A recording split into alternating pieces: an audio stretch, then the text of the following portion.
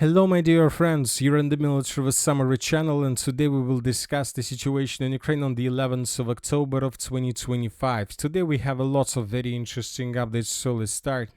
This morning told us one thing, that the situation for Ukraine is very critical and that the situation for Ukraine will become even worse.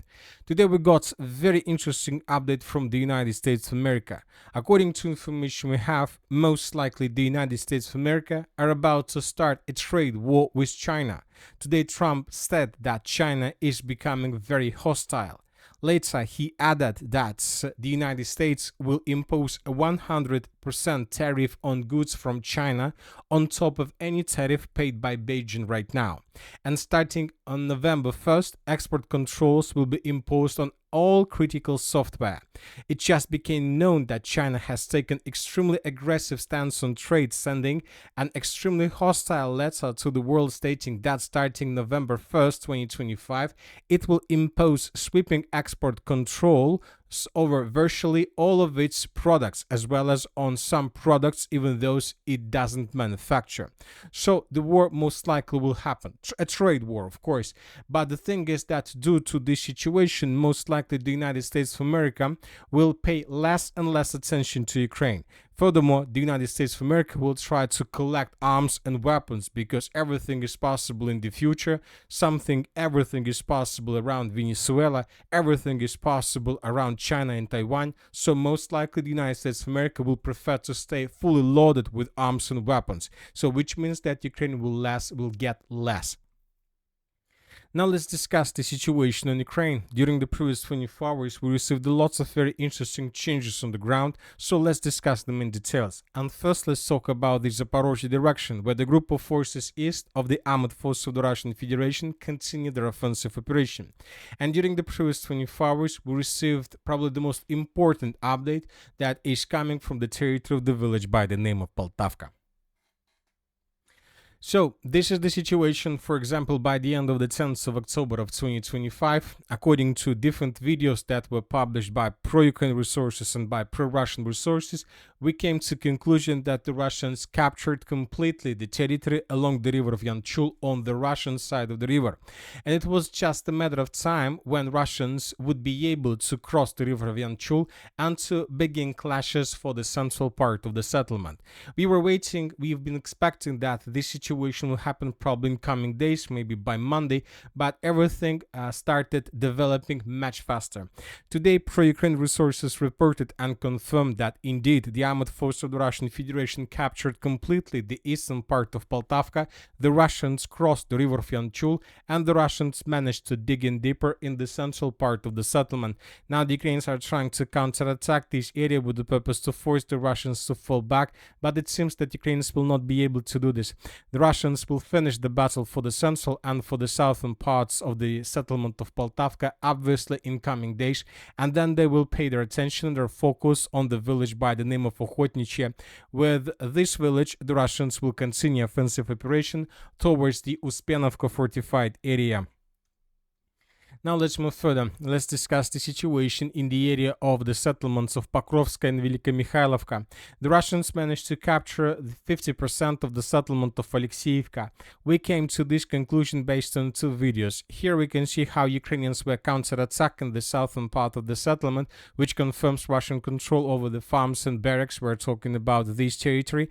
The next day, the Russians managed to improve their positions further in the north, and here we can see how Ukrainians were FPV-droning and attacking Russian positions in the central part of the settlement.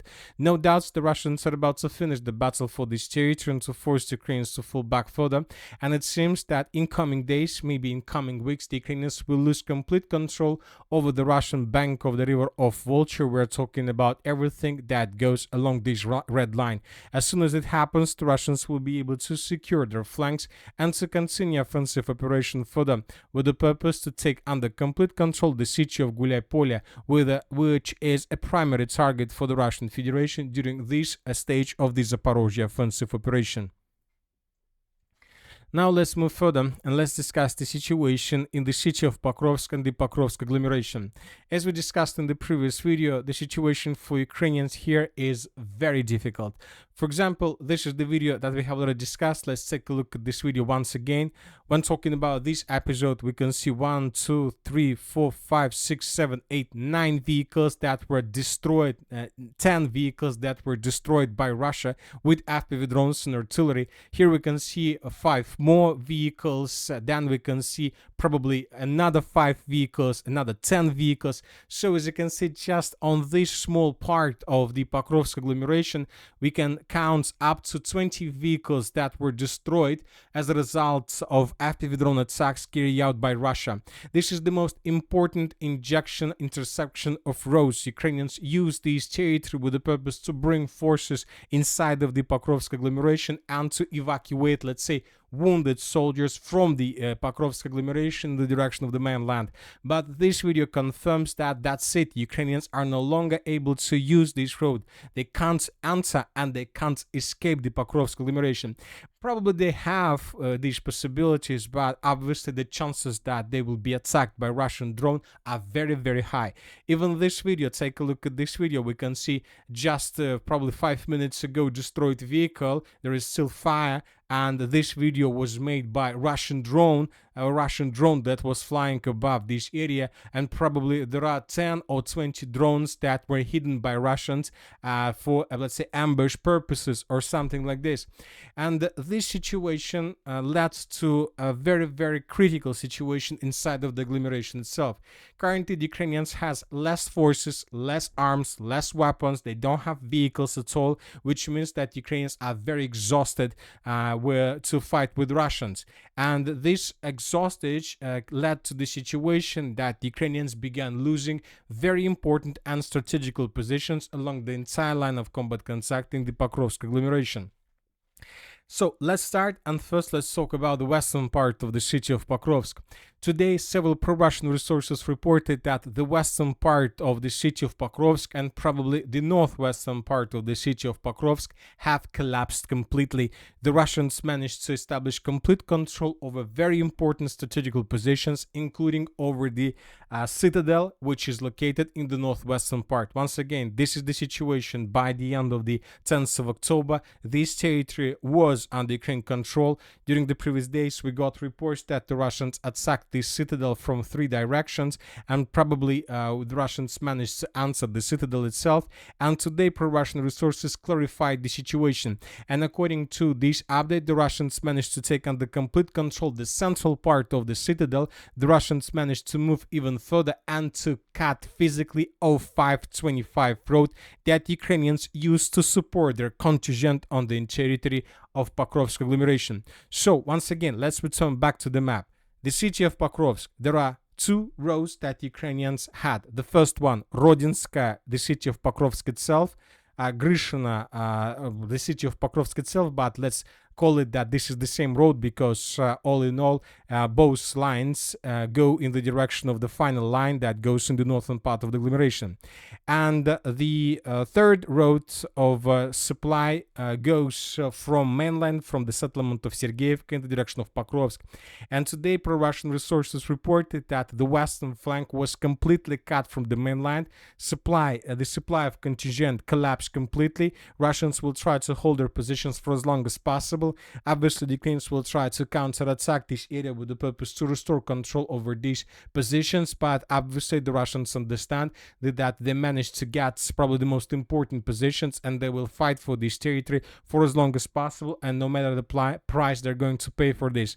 When talking about this road, as we discussed, this area is already under control, which means that currently the city of Pokrovsk doesn't have any support, doesn't have any supply from the mainland, which means that maybe in a day, maybe in a month, maybe in 2 weeks, the Ukrainians would be completely exhausted and empty. They will be empty, no weapon, no fuels, no medicine, no arms, nothing. And obviously they would be forced to fall back.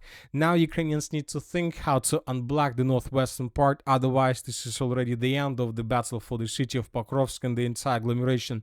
The Russians will enter the city limits. They will be able to get a roof below above their heads, places where they're gonna get some warm food to sleep during the winter, during the upcoming winter, when their temperature will fall below zero, minus 25 degree, which is going to be a very, very difficult period of time. And Ukrainians, for the same period of time, would be forced to fall back the city from the city limits towards fields and small villages, which means that Ukrainians would have less chances to hold their positions outside the city. So this is the point what the Russians are trying to get right now. Furthermore, the sources are saying that the Russians managed to break through Ukraine defense in the southeastern part of the Pokrovsk agglomeration. This information was also provided by pro-Russian resources. As you can see, as a result of offensive operation, the Russians managed to answer the southern part of the settlement of Mirnograd. The Russians are trying to cut the southern part from the mainland and to secure this for territory at the first stage of this offensive. So everything is telling us that most likely in a month the battle of the city of Pokrovsk would be finished. Now we are waiting for proofs. We are waiting for some updates from the territory of Rodinska, because some sources reported that the Russians improved their positions there as well. So we are waiting for everything, but we will get information probably in 2 or 3 weeks. The map will be completely different in comparison with what you can see right now. Furthermore, the Russians continue improving their positions in the area of breakthrough. Today, pro-Ukraine resources reported that that Ukrainians were forced to fall back from the area of Boykovka. I would like to remind you that during the Ukraine's counter-offensive, they managed to get the village of Boykovka and almost to cut Russians in the area of breakthrough. But then the Russians regrouped themselves and began counter-offensive operation. And today, pro-Ukraine resources reported that as a result of this counter-offensive operation, the Russians restored control over the settlement by the name of Zapovedna. So this is very important progress. Ukrainians were forced to fall back from this territory. Furthermore, according to information we have, the Russians managed to improve their positions in the area of the village of Volodymyrovka. This is another significant progress on the ground, and we have not just map changes, we have video that confirm Russian control and the Russian presence in these parts of the settlement. So the situation is very difficult for Ukrainians. Syrsky failed in his attempts to protect the Pokrovsk direction, and in coming months the map will be changed significantly, and we're going to talk about completely different towns and cities, and maybe even not about even Donetsk region. Now let's move further. Let's discuss the situation in the city of Konstantinovka. During the previous 24 hours, the Russians improved their positions around the settlements of Ivanopolia and Plishevka. Another dense network of fortifications was captured by Russia. Furthermore, the Russians continue bombing and attacking the settlements of Plishevka, Ivanopolia. It seems that in coming days and in coming hours, the clashes are going to start taking place in these two villages as well. As for the Seversk Liman direction, during the previous 24 hours, nothing special was recorded. The Russians continue hunting and bombing Ukraine positions in this region, trying to get as many as possible temporary deployment points and FPV drone operator bases without changes. The Kupiansk direction, the same story. The Ukrainians are trying to escape this area with all means they have, with trying to cross the rivers, trying to cross the river of Oskol, but the Russians established complete control over the territory. Ukrainians can't do anything with this. And that's it for today. Military Summary channel reminds to condemn any violence in the world. Thank you for watching. Subscribe to my channel, put your likes, join my Patreon, and have a good day. Bye-bye.